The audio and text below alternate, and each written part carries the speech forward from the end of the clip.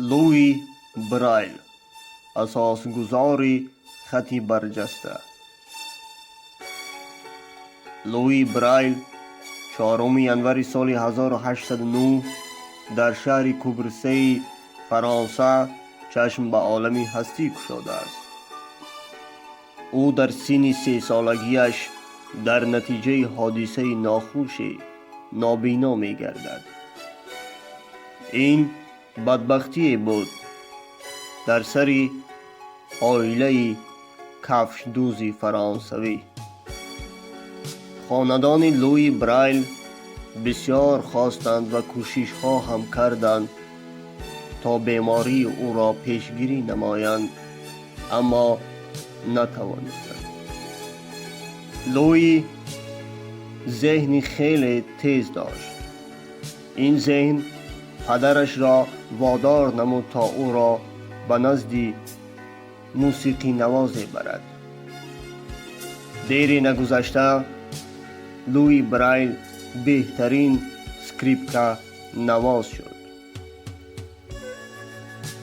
استادش می اندیشید که لوی برایل بهترین نوازنده خواهد شد، اما تکاپوی زندگی راه لوی برایل را به دیگر طرف برد. سال 1819 لوی برایل به دانشکده نابینایان فرانسه داخل می شود. آن را هم با موفقیت های زیاد ختم می نماید. آموزگاران دانشکده دانش لوی برایل را دیده او را در همین دانشکده به کار می گیرند. او از سن 16 سالگیش برای کارکرد نقطه های برجسته نابینایان آغاز می کند. او 12 سال از روی خط اختراع کردهش کار کرد. وی اسباب ساخت برای خوبتر نوشتن نابینایان. این اسباب با نام پریبار برایل مشهور و معمول است که از 6 نقطه عبارت است. یک خانچه آن. در این اسباب 63 کامبیناسیا اجرا کرده می شود. اولین کتاب نقطه‌دار آن در سال 1829 چاپ گردید. این کتاب نقطه‌دار او در این سال اعتبار پیدا نکرد. تنها در آخر سال 1852 کتاب او رسما چاپ گردید. اما آن زمان لوی برایل در قید حیات نبود.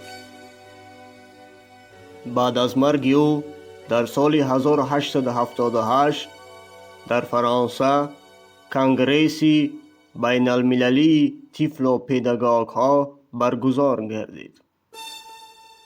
این کنگرس با سیستم برایل حسن قانونی بخشید.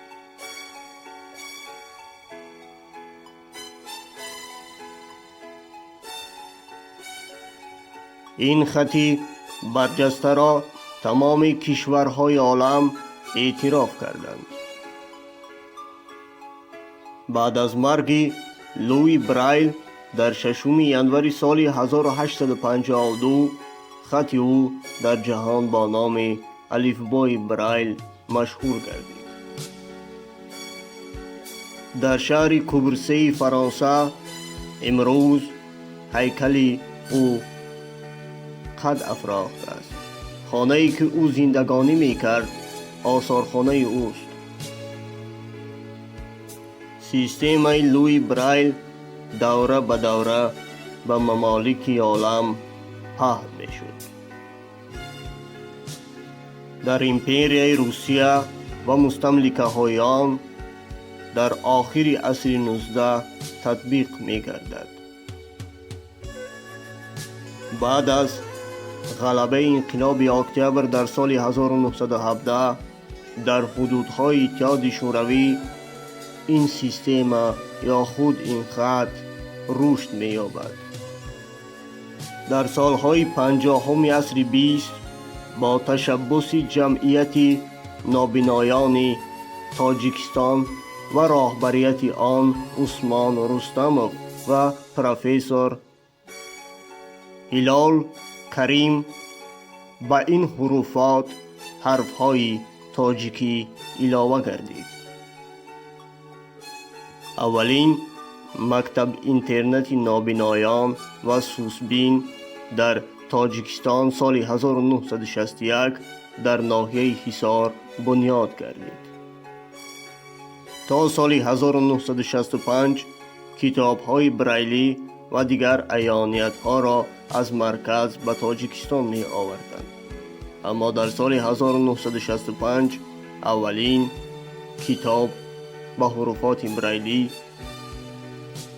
در ناحیه حصار چاپ گردید.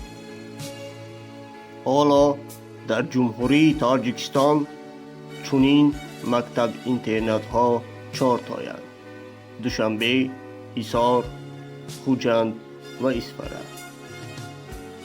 که نابینایان در این مکتب ها تحصیل می کنند، دانش اندوزی می کنند.